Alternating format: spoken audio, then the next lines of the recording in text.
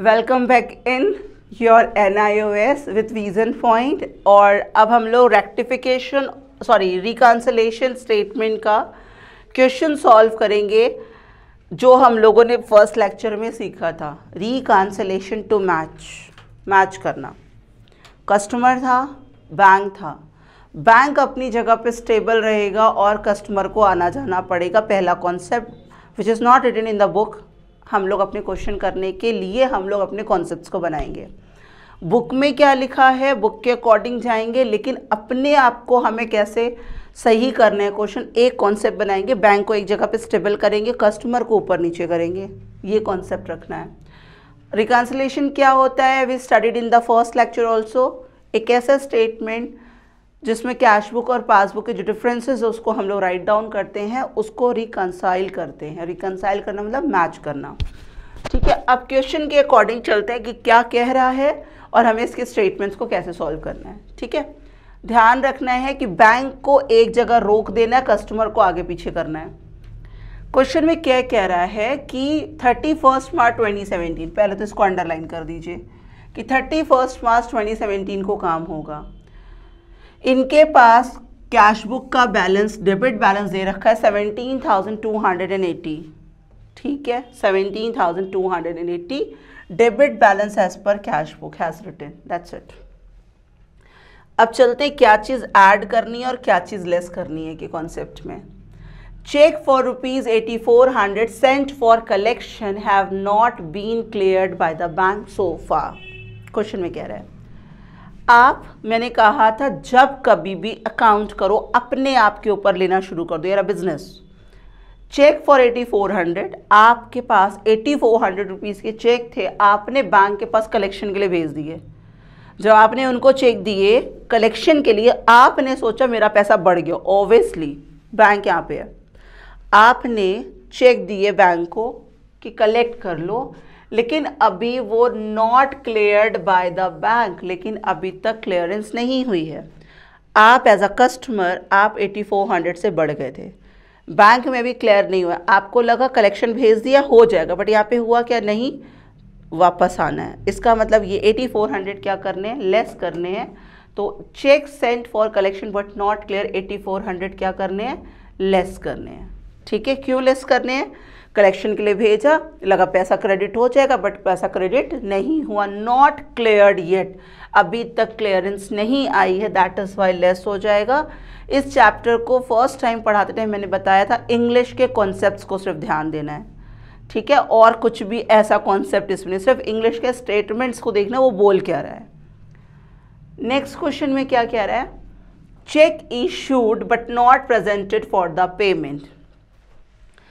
Check as a customer I have given you a cheque, मैंने आपको check दे दी। इसका मतलब मेरे को लगा कि पैसे मेरे बैंक से कट जाएंगे, मैंने आपको चेक दी, पैसे कट जाएंगे, बट नॉट येट प्रेजेंटेड, लेकिन अभी कटे नहीं हैं। मैंने किसी बंदे को चेक दिया कि आप जाकर के पेमेंट ले लो, वो बंदे ने पॉकेट पे चेक डाली और वो चला गया, उसने बैंक में जाकर क्लियरेंस के लिए नहीं मांगे, बैंक एज इट इज़ बना रहा, और मेरे टाइम में मेरे फील्ड्स में क्या हुआ कि पैसे कम हो गए, राइट। बट पैसे कम नहीं, जब रिकन्सिलेशन करने का तो I have to come up, तो हमें क्या करना पड़ेगा, इस पैसे को ऐड करना पड़ेगा। Cheque issued but not presented for the payment add कर दिया हम लोगों ने। नेक्स्ट क्या हुआ है, there is a debit of 80। मैंने कहा आप खुद पर्सनली कस्टमर बन जाओ। जब पैसे क्रेडिट होते हैं बैंक में, इसका मतलब पैसा बढ़ गया है, और जब डेबिट का मतलब पैसा घट गया है। साफ साफ यहाँ there is a debit, 80 rupees का डेबिट है, पैसा घट गया है। पासबुक बैंक चार्जेस, कुछ चार्जेस बैंक ने लगाए थे, वो पैसे घट गए, डायरेक्टली जा करके बस क्या कर दो, लेस कर दो। बैंक चार्जेस डेबिट हो गए कितने के, 80 रुपीज़, सीधे लेस कर दिए। डेबिट मतलब लेस, क्रेडिट मतलब ऐड, और बैंक चार्जेस ऑब्वियसली लेस होगा। फिर क्या कह रहा है, क्रेडिटेड, बोला क्रेडिट हो रहा है, पैसा क्रेडिट हो रहा है, तो उठा करके क्या कर दीजिए, ऐड कर दीजिए। पैसे बैंक में बढ़ गए हैं, ऐड कर दिए।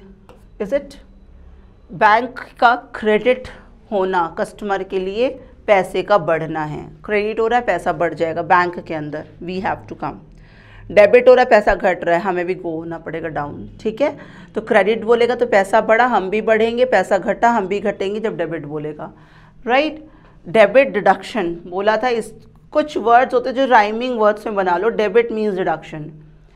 एक कस्टमर था, a customer deposited 2000 direct in the bank. एक कस्टमर आया, उसने हमारे बैंक को डायरेक्टली पैसा दे दिया। बिल्स ऑफ एक्सचेंज में मैंने बताया था कई बार ऐसा होता है, हम लोगों ने बिल्स कलेक्शन के लिए बैंक को दे रखे हैं और बैंक कलेक्ट करके हमारे बैंक में ऑलरेडी डाल देगा, हमें पता ही नहीं। जब हम गए देखिए हमारा बैंक बैलेंस बढ़ा था तो हमें भी बढ़ना पड़ेगा।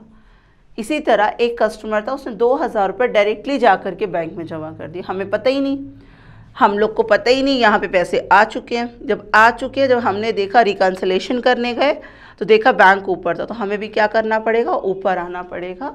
तो customer deposit 2000 will be added back over there.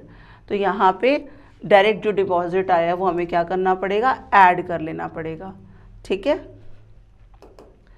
Next कह रहा है अकॉर्डिंग टू स्टैंडिंग ऑर्डर्स, हमने बैंक को ऑर्डर्स दे रखे थे कि आप क्लब की फ़ीस होती है, एनजीओ क्लब्स होते हैं, उसकी मेंबरशिप फ़ीस होती है जो कि 500 है, आप हर महीने अपने आप दे दिया करना। हमने लाइफ इंश्योरेंस ले रखा है, उसका प्रीमियम है 2500 का, वो भी बैंक से ऑटोमेटिक डिडक्ट होता जाएगा। ऑटोमेटिक डिडक्ट होता जाएगा, इट मीन्स पैसे डिडक्ट होते जाएंगे, राइट। डिडक्ट मतलब माइनस, तो हमने क्या करना है, अमाउंट को ऑटोमेटिक डिडक्ट करना है, ये माइनस होता गया।